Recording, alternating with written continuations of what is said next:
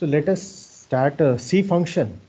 It's a more interesting topic in C language, and it is more important because C functions, generally we used function as ready-made functions for performing various tasks. But if you want to create some user-defined function, then the C function concept is more useful for performing various tasks. Various, especially I will say that user-defined task will solve और perform in various application areas. जैसे कि अगर अपन बात करते हैं सी functions की, तो अपन functions number of type के क्रिएट कर सकते हैं. ऑलरेडी सी लैंग्वेज में बहुत सारे फंक्शंस अवेलेबल हैं, लेकिन वो सारे के सारे पहले से क्रिएट किए हुए, वो बिल्ट इन फंक्शन कहलाते हैं. बट अगर आप लोगों को खुद का अगर कोई फंक्शन क्रिएट करना है, तो आप सी लैंग्वेज में वो फंक्शन क्रिएट कर सकते, खुद का आप फंक्शन बना सकते हैं, और वो फंक्शन को जैसे बिल्ट इन फंक्शन यूज किए जाते हैं वैसे आप उसको यूज कर सकते हैं.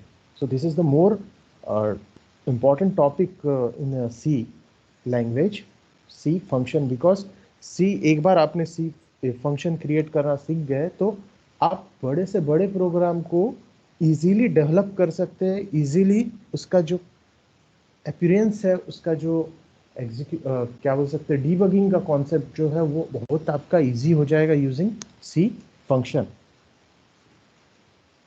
तो बैकग्राउंड ये है सी लैंग्वेज का कि फंक्शन आप कैसे यूज करते हो. As already seen that the C is a procedural language, third generation language, high level language, and also it is referred as structured programming language.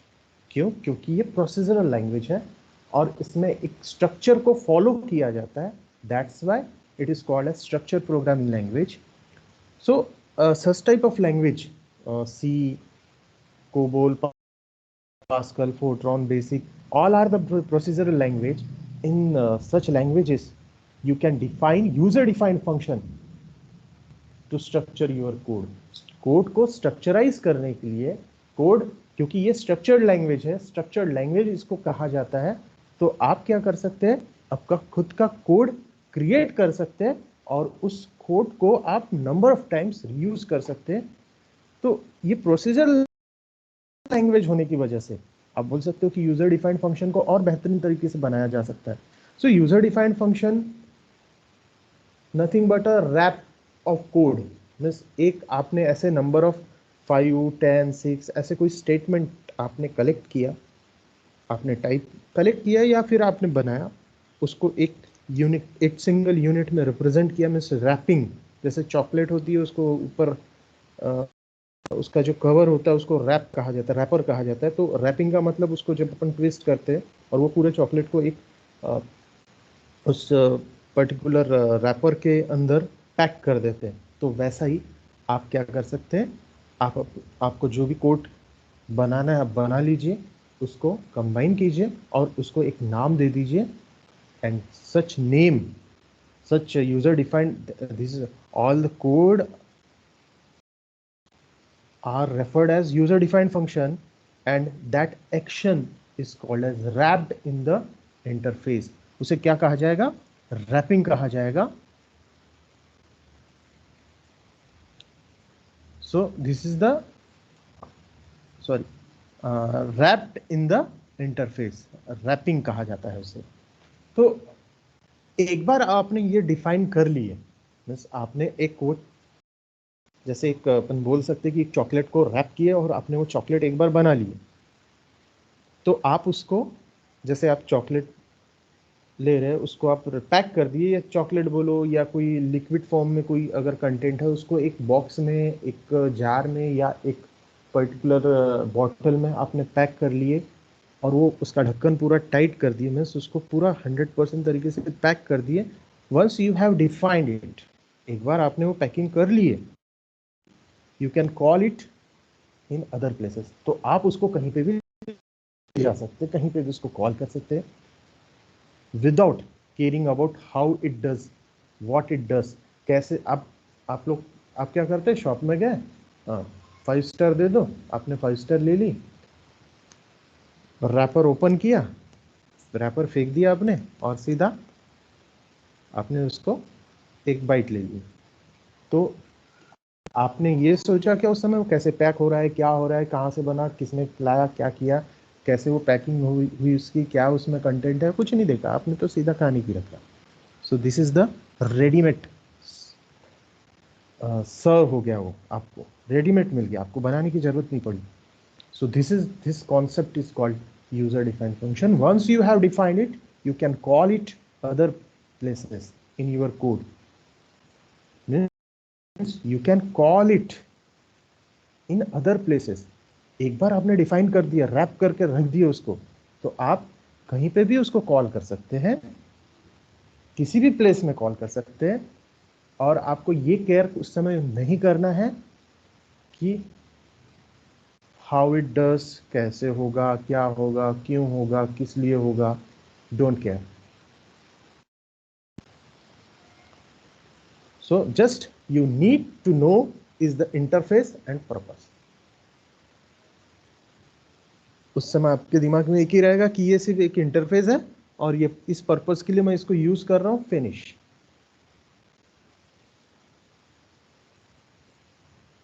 तो ये चीज, ये जो यूजर डिफाइंड फंक्शन का जो कॉन्सेप्ट है, जो ये फैसिलिटी प्रोवाइड कर रहा है सी लैंग्वेज, इसका एडवांटेज और ज्यादा बेनिफिशियरी हो जाता है कि जब आपको नंबर ऑफ प्लेसेस में, आपके प्रोग्राम में नंबर ऑफ प्लेसेस में इस फंक्शन को बार बार रिपीट करना होता है, उस समय बहुत ज़्यादा बेनिफिशियल हो जाता है. मीन्स अब तब आपको समझ में आएगा कि नहीं यार, this is a great thing, this is a great when you need to do the same sort of thing in various places. एक ही चीज को आप नंबर ऑफ प्लेसेस में आप रिपीट कर रहे हैं आपके उस प्रोग्राम में, तो आपको क्या हुआ, क्या करना नहीं पड़ेगा कि आपको वो कोड को बार बार रिपीट नहीं करना पड़ेगा.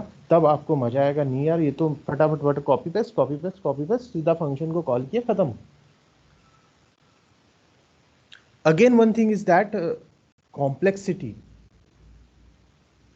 ये रिड्यूस हो जाएगा. क्यों? क्योंकि आपका कोड छोटा होगा.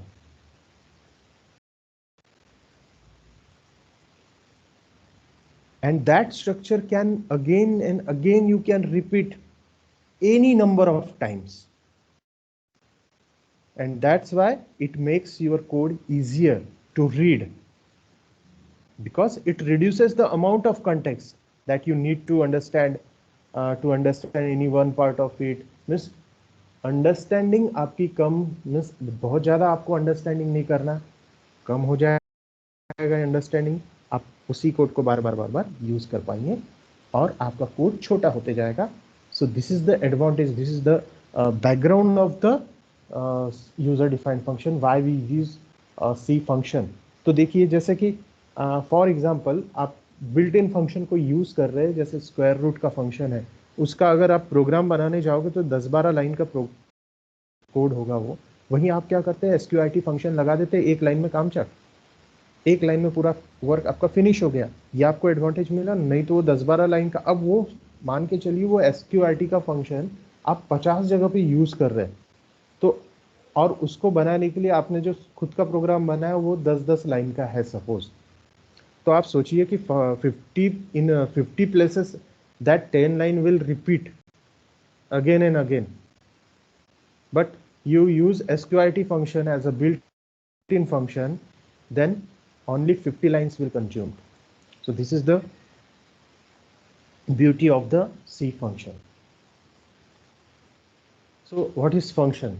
Now another next this is the background कि आप लोगों को ये ध्यान में रखना है कि फंक्शन क्या है, कि एक आपने कोई कोड बना लिया, सेट ऑफ कोड है, उसको आप बार बार नंबर ऑफ प्लेसेस पे रिपीट कर रहे हैं, this is the function. But actual what is the definition, actual technical definition क्या होगी?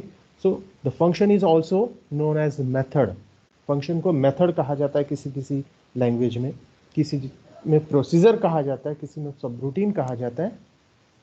सो मेथड,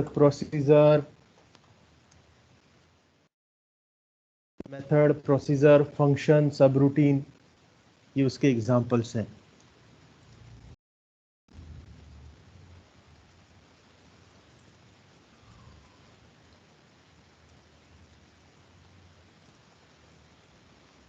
तो पहला उसको आप क्या बोलोगे, फंक्शन को मेथड बोलोगे, प्रोसीजर भी बोल सकते हैं आप, या सब रूटीन भी बोल सकते हैं। किसी दूसरे प्रोग्रामिंग लैंग्वेज में भी कहा जा सकता है, जैसे वीबी में खास तौर पे प्रोसीजर बहुत कहा जाता है, सब रूटीन भी कहा जा सकता है, मेथड भी कहा जा सकता है। So there are in C language there are two types of functions. First is library function. Number 1 क्या है, लाइब्रेरी फंक्शन है, और उसके बाद आ जाता है आपका यूजर डिफाइंड फंक्शन, जिसको अपन पढ़ने वाले, क्योंकि आपने लाइब्रेरी फंक्शन तो देख लिया प्रीवियस लेक्चर्स में, मैंने लाइब्रेरी फंक्शंस के बारे में बताया था। तो लाइब्रेरी फंक्शंस क्या है कि those function which are declared in the C header files like scanf, printf, getf, putf, sel, floor, sqrt। तो जो हेडर फाइल का यूज करके आप उन फंक्शन को जब आप यूज करते हैं, जैसे कि आपको अगर printf और scanf करना है तो आप हेडर फाइल यूज करते हैं, stdio.h, conio.h लगाते हैं, आप math.h लगाते हैं, ये सारे फंक्शंस इन हेडर फाइल में डिफाइंड है। और दूसरी कैटेगरी जो होती है अपनी, वो है यूजर डिफाइंड फंक्शन। तो अब यूजर डिफाइंड फंक्शन जो है वो क्या है, those function are created by the C program. आपने मैंने जो सी प्रोग्राम में क्रिएट किया आपने फंक्शन, उसे कहा जाता है user defined function, so that he or she can use it many times. It reduce the complexity of big program and optimizes the code. This is the main reason behind that we use user defined function. So this is the user defined function, means those function created by programmer. आपने मैंने जो programme बनाया वो function कहलाएगा, वो user defined function कहलाएगा। Header file का use करके आपने जो फंक्शन यूज किया वो बिल्ट इन फंक्शन कहलाएगा या लाइब्रेरी फंक्शन कहलाएगा। So this is the pictorial representation of function, means categories of function, function predefined function, user defined function। predefined function में जैसे अपन बात करते हैं तो predefined function में क्या आ जाता है, एक लाइब्रेरी फंक्शन आ जाता है, जिसे कहाँ पे डिक्लेयर किया जाता है, हेडर फाइल में। DLL फाइल्स का भी यूज किया जाता है। ये कॉन्सेप्ट आपको थोड़ा सा समझना पड़ेगा कि DLL का फुल फॉर्म होता है डायनामिक लिंक लाइब्रेरी, जो खासतौर पे सॉफ्टवेयर जब आप यूज करते हैं, कोई थर्ड पार्टी सॉफ्टवेयर यूज करते हैं, तो उस केस में DLL फाइल्स का यूज किया जाता है। और second category user defined function, जिसका मेन एम है to reduce complexity of big program. So C function are categorized into two categories, namely library function and user defined function. So again main method, जैसे कि अपन कहते हैं कि main method जो है, main आप जो यूज करते हैं, वो भी एक तरह से यूजर डिफाइंड फंक्शन कहलाता है। printf, scanf जो है ये लाइब्रेरी फंक्शंस कहलाते हैं। अच्छा, दोनों कैटेगरी में एक ही डिफरेंस है कि लाइब्रेरी फंक्शन को आपको जस्ट यूज करना, रेडीमेड यूज है, और यूजर डिफाइंड फंक्शन को आपको डेवलप करके यूज करना। जैसे again I repeat, library function or built in function can use, just use it, there is no required to write us, but whereas user defined function have first developed and then use it, means आप library functions को just use कीजिए, और user defined function को आपको पहले develop करना पड़ेगा, बनाना पड़ेगा, पूरा डिफाइन करना पड़ेगा, और उसके बाद फिर आप यूज करोगे। यानी कैसा हो गया कि लाइब्रेरी फंक्शन जो है वो आप होटल में गए, डायरेक्ट खाना खा के आ गए, और यूजर डिफाइंड फंक्शन किसे बोलोगे आप, कि ऐसा फंक्शन कि जहां पे आप जाओगे, पहले पूरा प्रोसेस करोगे खाना बनाने का, उसके बाद पूरा खाना जब तैयार होगा तब उसके बाद आप उसको यूज करोगे या उसको खाओगे, तो इसे यूजर डिफाइंड फंक्शन कहा जाता है।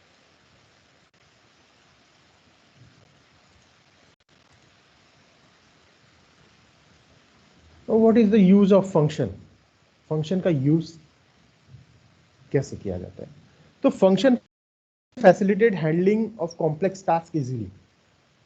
फंक्शन का यूज करने से, जैसे आप यूजर डिफाइंड फंक्शन अगर आप यूज कर लेते हैं, तो यूजर डिफाइंड फंक्शन यूज करने का एडवांटेज आपको ये मिलता है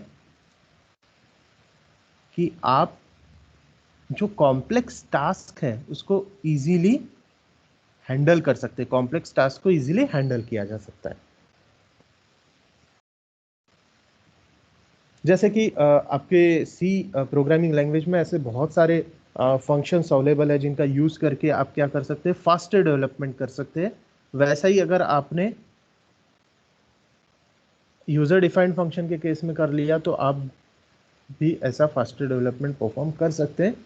तो जनरली जो फंक्शन है, लाइब्रेरी फंक्शन, जो ऑलरेडी मैं कह चुका हूँ कि वो हेडर फाइल्स का यूज किया जाता है। तो फंक्शन एक पहला वाला उसका एडवांटेज ये मिलता है कि आपकी कॉम्प्लेक्सिटी कम हो जाती है। दूसरा एडवांटेज आपको मिलता है कि फास्टर डेवलपमेंट।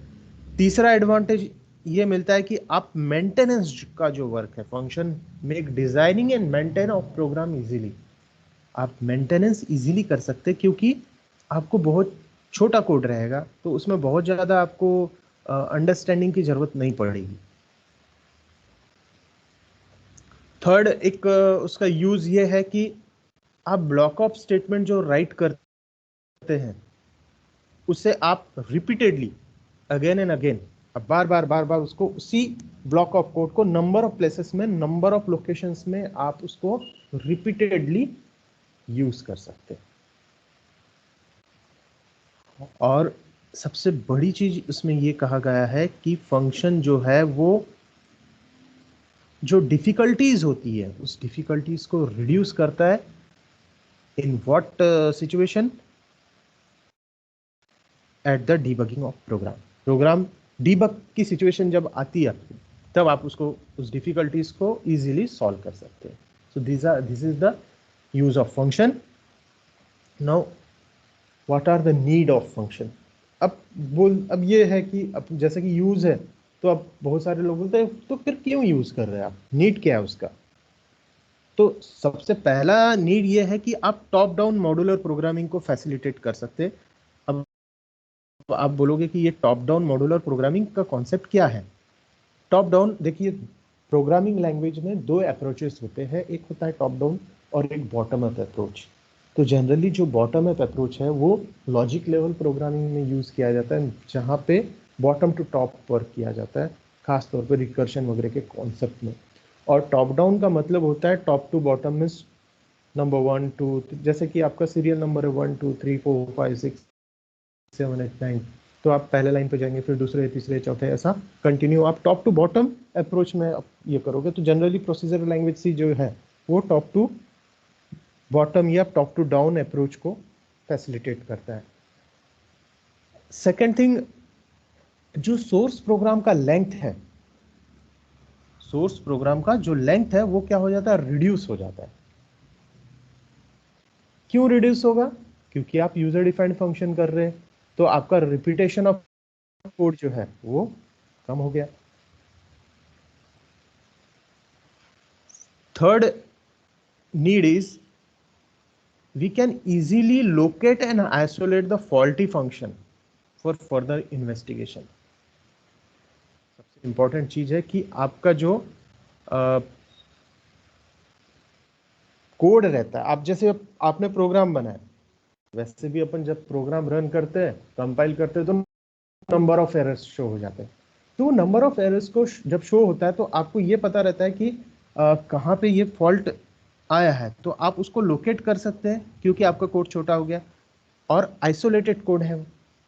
जैसे आप किसी चीज़ के लिए वर्क कर रहे हो और आपका कैलकुलेशन गलत आ रहा है, तो आप पर्टिकुलर जो वो फंक्शन वो कैलकुलेशन परफॉर्म कर रहा है उसी फंक्शन में आप जाके उसको लोकेट और उसको फॉल्टी कोड को इन्वेस्टिगेट करोगे। और फोर्थ नीड ये हो जाता है उसका कि आप नंबर ऑफ प्रोग्राम्स में उसको आप रिपीट कर सकते हैं. So function can be used by many other programs. These are the 4 needed. That's why we use user defined function. First is top down approach. Length of the source code is reduced. Isolate and locate the faulty function. And fourth is repetition means we can use by many other programs. Now, in C language, user defined function have 3 component और elements. जैसे अपन सी function जब आप बनाओगे तो उसमें 3 part रहते हैं total. ये मेन पार्ट है तीनों. पहला पार्ट ये बोल सकते हैं कि function declaration, definition and calling. 3 part हो गए. पहला कौन सा है? First part is called function declaration. In this part we declare the name of function. सिर्फ अपन डिक्लेयर कर रहे हैं, डिक्लेरेशन होगा और ये जनरली 1 लाइन का रहता है. सेकेंड पार्ट कहलाता है फंक्शन कॉलिंग, जहां पे फंक्शन को कॉल किया जाता है, बुलाया जाता है. और तीसरा होता है function definition, set of code बोलते हैं जिसे, कि वो फंक्शन कैसे वर्क परफॉर्म करेगा, यानी उसके वर्किंग का स्ट्रक्चर आप फंक्शन डेफिनेशन में डिफाइन करोगे. तो again I repeat, function declaration ये एक चीज हो गई. दूसरा फंक्शन का कॉलिंग और तीसरा फंक्शन का डेफिनेशन. ये 3 चीज जो है, ये 3 कंपोनेंट जो है वो सबसे ज्यादा यूज किए. बोल सकते हैं कि आप ये तीनों कंपोनेंट किसी एक फंक्शन में रहते. पहला, ये दूसरा और ये तीसरा. Can I repeat? Function declaration, definition, calling. तो अभी अपन देखेंगे फंक्शन डिक्लेरेशन कैसे क्रिएट करते हैं, फंक्शन की कॉलिंग कैसे होती है और फंक्शन को डिफाइन कैसे किया जाता है.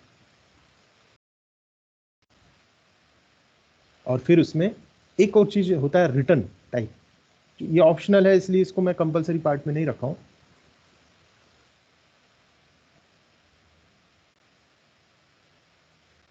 तो सबसे पहले अपन देखेंगे फंक्शन डिक्लेरेशन, फिर फंक्शन कॉलिंग, फिर फंक्शन डेफिनेशन.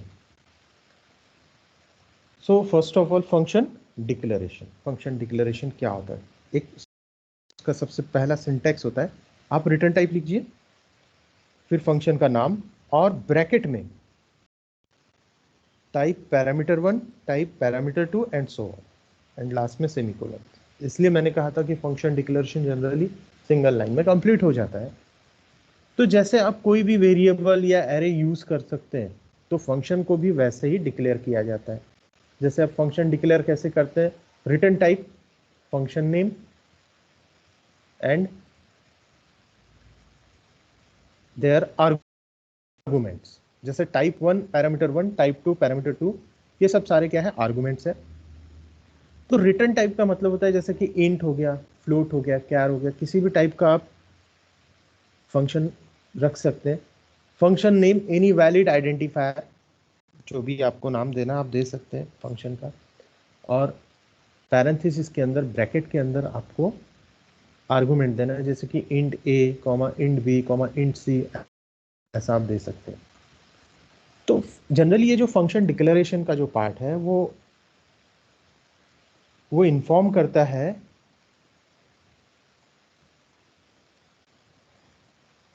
ये करता है कंपाइलर को कि about it, name of the function, parameter, what parameter is accepted and what is the return type. यानी ये फंक्शन का रिटर्न टाइप क्या है, पैरामीटर ये कितने ले रहा है और ये फंक्शन का नाम क्या है. ये इन्फॉर्म कर देता है किसको? कंपाइलर को. ये it inform the compiler about what? Function name, parameter and return type. So actual body of the function can be defined separately. तो जो फंक्शन की बॉडी है इसको बाद में डिफाइन किया जाता है, वो फंक्शन डेफिनेशन में होता है. और ये फंक्शन डिक्लेरेशन में जस्ट अपन डिक्लेयर करते हैं कि ये इस नाम का अपन ने फंक्शन बनाए हैं, इसका रिटर्न टाइप ये है और इसमें इतने आर्गुमेंट है, ये डिक्लेयर करते हैं इसमें। And it is also called as function prototype, इसे कहते हैं प्रोटोटाइपिंग या प्रोटोटाइप। तो जनरली फंक्शन डिक्लेरेशन में 4 चीज होती है, एक हो गया रिटर्न टाइप, एक हो गया फंक्शन का नाम, दूसरा पैरामीटर लिस्ट, और लास्ट में आपको सेमीकोलन लगाना मस्ट है। इसके एग्जांपल्स अपन बाद में देखेंगे।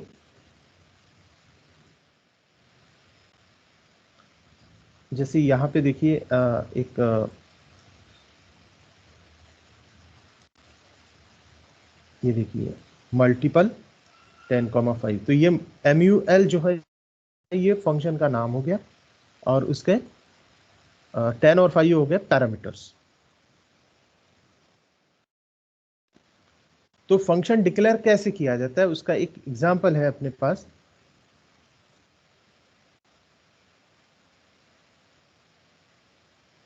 देखिए this is the example of function declaration.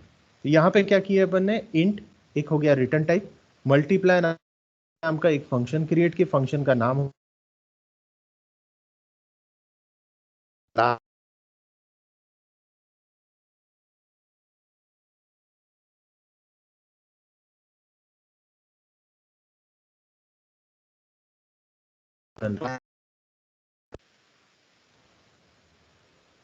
Int हो गया आपका रिटर्न टाइप, मल्टीप्लाई हो गया फंक्शन का नाम, और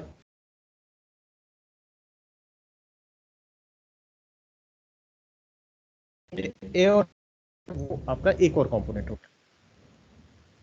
सो ऐसे टोटल 4 कंपोनेंट्स हो गए, इसे कहते हैं फंक्शन डिक्लेरेशन। तो आपको सिंपली याद रखना है कि रिटर्न टाइप लगाना है, फंक्शन को नाम देना है, पैरामीटर लिस्ट अगर है तो देना है, और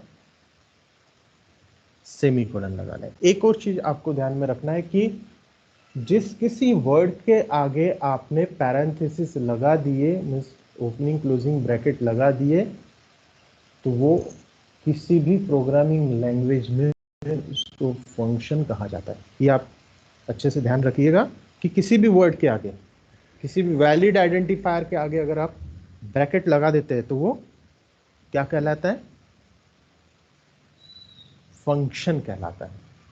now next, calling a function. Function calling कैसे होती है? तो function call means calling a function wherever it is required in a program।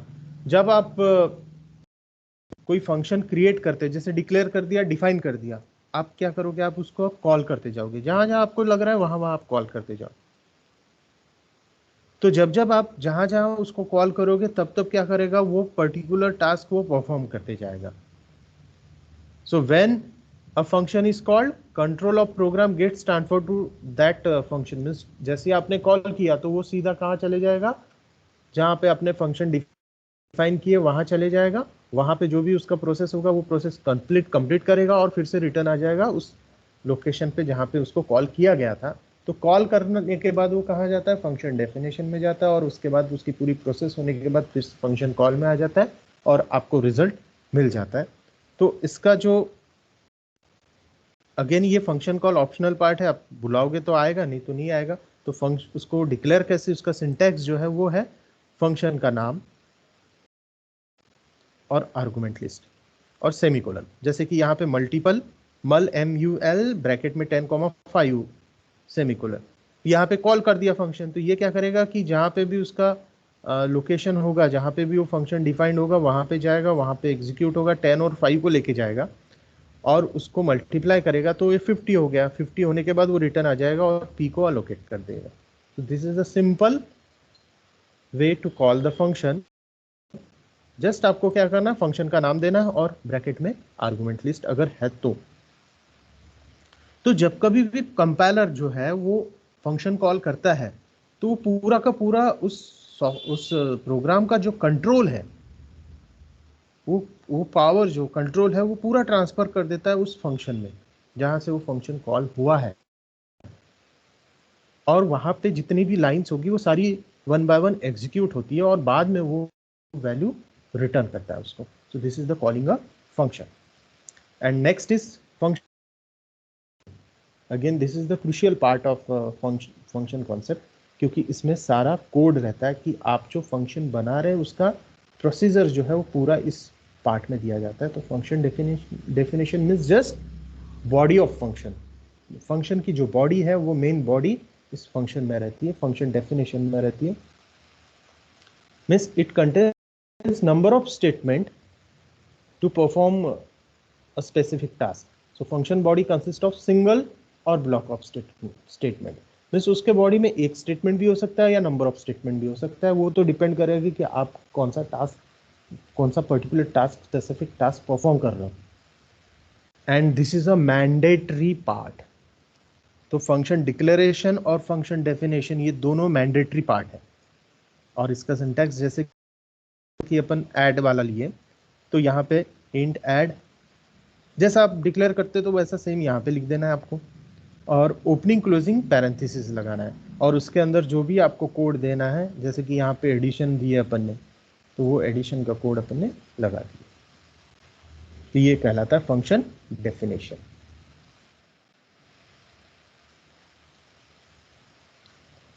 So this is the overall function. Function जो भी पूरा किया जाता है उसका पूरा एक फॉर्म है, एक जनरल फॉर्म है. अच्छा, कुछ फंक्शन एम्प्टी भी होते हैं जिसे नल फंक्शन या एम्प्टी फंक्शन कहा जाता है. जैसे कि do nothing, opening closing bracket लगा दिए और नंबर ऑफ स्टेटमेंट अपन ने कुछ भी नहीं दिए, ब्लैंक कर दी, तो वो ऐसे फंक्शन भी क्रिएट किए जा सकते हैं. बट इसका कोई वर्क नहीं होता क्योंकि ये कुछ भी वर्क मीन्स कुछ भी टास्क परफॉर्म नहीं कर सकते, because it does not contain or not include any executable statement, क्योंकि इसमें एग्जीक्यूटेबल स्टेटमेंट होते ही नहीं. और जो जनरल फॉर्म है इसका, तो फंक्शन नेम, आर्गुमेंट लिस्ट और आर्गुमेंट डिक्लेयर कर दिया आपने. ये बाहर भी कर सकते हैं और अंदर भी कर सकते हैं, ये आपके ऊपर डिपेंड करेगा. और ओपनिंग क्लोजिंग पैरेंथेसिस के अंदर जो भी आपको एग्जीक्यूटेबल स्टेटमेंट देना है वो दे सकते हो. और एक है रिटर्न स्टेटमेंट, अगर कुछ आपको रिटर्न करना है वैल्यू तो आप रिटर्न स्टेटमेंट का यूज कर सकते हैं.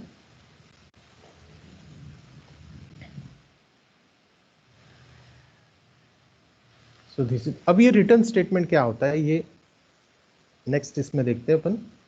So this is the overall function calling, function definition and function declaration.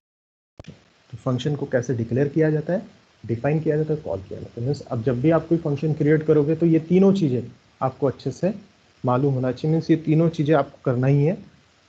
सबसे पहले डिक्लेयर करेंगे आप, फिर उसको डिफाइन करोगे, और जब और यूज़ करने के टाइम पे आप उस फंक्शन को कॉल करते जाएंगे.